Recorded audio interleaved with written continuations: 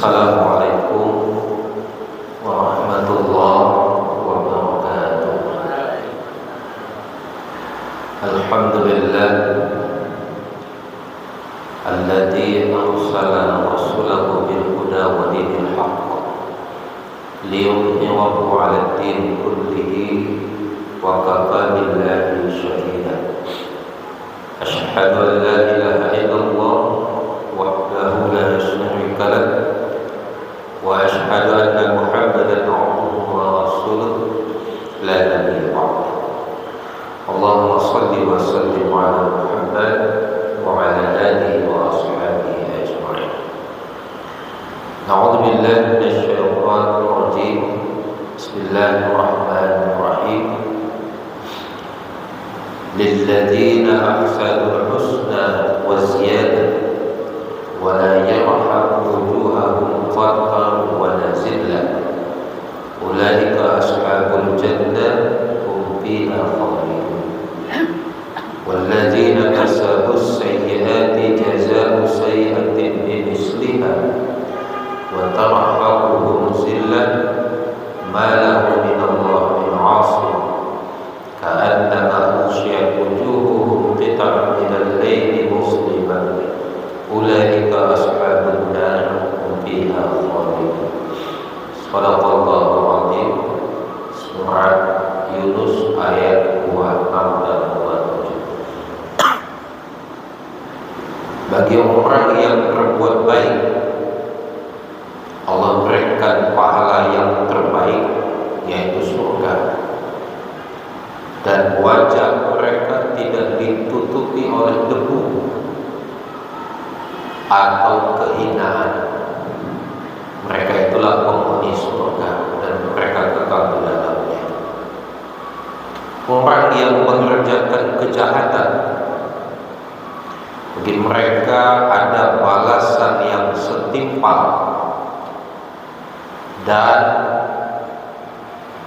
wajah mereka diliputi oleh kehinaan. Tidak ada bagi mereka seorang pelindung pun dari azab Allah. Seakan-akan wajah mereka ditutupi dengan kepingan malam yang gelap gulita. Mereka itulah penghuni neraka dan kekal di dalamnya. Maha benar Allah benar segala. Kaum muslimin dan muslimat jamaah yang dimuliakan Allah, pada dasarnya manusia atau kita ini berada di antara dua titik, yaitu titik kehinaan dan titik kemuliaan. Dalam kehidupan kita sering melihat orang yang dihina, tetapi kita juga sering melihat orang dimuliakan. Dan juga kita lihat juga betapa ada orang merasa terhina karena perkataan orang lain, sehingga masuk ke wilayah hukum karena pencemaran nama baik. Tetapi pada sisi lain ada orang yang mulia karena perkataan orang lain. Pertanyaannya adalah, apakah terhinanya seseorang itu disebabkan oleh perkataan orang, atau mulianya seseorang itu disebabkan oleh perkataan orang? Kalau kita lihat di dalam Al-Quran, maka kehinaan atau terhinanya seseorang itu tidak disebabkan oleh perkataan orang lain, tapi dia berkaitan dengan perbuatannya.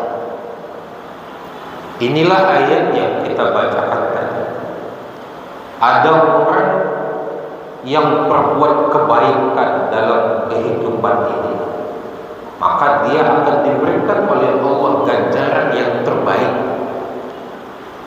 dan karena kebaikan yang dilakukan itulah maka dia menjadi dimuliakan oleh Allah. Pada ayat berikutnya ada orang yang berbuat kejahatan, kata Allah,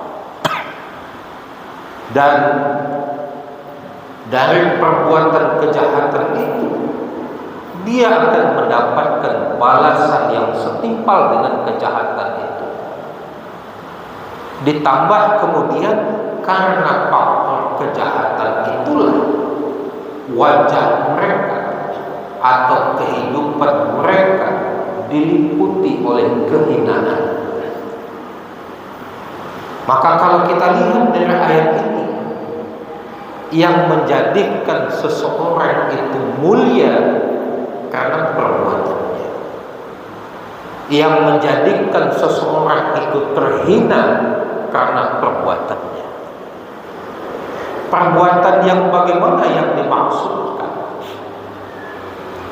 Kalau kita melihat aktivitas yang kita lakukan, maka pada dasarnya pekerjaan yang hukumnya boleh dilakukan itu baik. Menjadi ASN baik, menjadi petani baik, menjadi pedagang baik. Setiap jenis pekerjaan itu netral. Tetapi yang menjadikan seseorang itu mulia, bagaimana dia melakukan pekerjaan itu. Seorang ASN mungkin sebagian orang menganggap dia mulia, tapi bagaimana kalau pekerjaan itu dia melakukan korupsi? Maka dia menjadi terhina. Berdagang dalam Islam baik.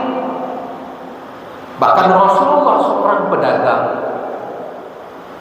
dan seseorang tidak dilihat hina atau rendah atau tinggi dari jenis dagangannya, tapi dia akan mulia dari cara melakukan perdagangan. Sekecil apapun modal pedagang seseorang, kalau dia berdagang dengan jujur, maka itulah yang akan memuliakannya. Kalau ada pedagang sebesar apapun modal yang dimilikinya, tapi cara berdagangnya dengan menzalimi, mencurangi, menipu, maka disitulah kehinaannya. Karena itu kehinaan yang melekat pada seseorang itu disebabkan oleh perilaku, perbuatan dalam melaksanakan aktivitasnya. Kaum muslimin dan muslimat jamaah yang dimuliakan Allah. Karena itu betapapun ada orang sekampung menganggap hina seseorang, dia tidak akan terhina kalau seandainya perbuatannya baik. Betapapun orang sekampung memuliakan seseorang, tapi perbuatannya rendah, maka dia akan terhina dalam pandangan Allah Subhanahu wa taala. Karena itu Bapak Ibu, yang memuliakan kita adalah cara kita berbuat. Yang menjadikan kita mendapatkan kemuliaan di sisi Allah adalah cara kita berdagang. Bukan berapa banyak modal kita, tapi bagaimana cara kita berdagang. Apakah itu sesuai dengan ketentuan Allah atau tidak? Karena itulah Allah katakan, salah satu mukmin yang beruntung itu kata Allah, wajahadu fi sabilillahi bi amwalikum wa anfusikum a'zamu darajatan inda Allah. Orang yang bersungguh-sungguh dengan hartanya untuk mendekatkan diri kepada Allah, a'zamu darajatan inda Allah, maka Allah angkat derajatnya, Allah muliakan dia. Karena itu Bapak Ibu yang dimuliakan Allah, apakah pekerjaan yang kita geluti pada hari ini pada akhirnya akan memuliakan kita di hadapan Allah? Maka tergantung bagaimana cara kita melakukan pekerjaan ini. Apakah sesuai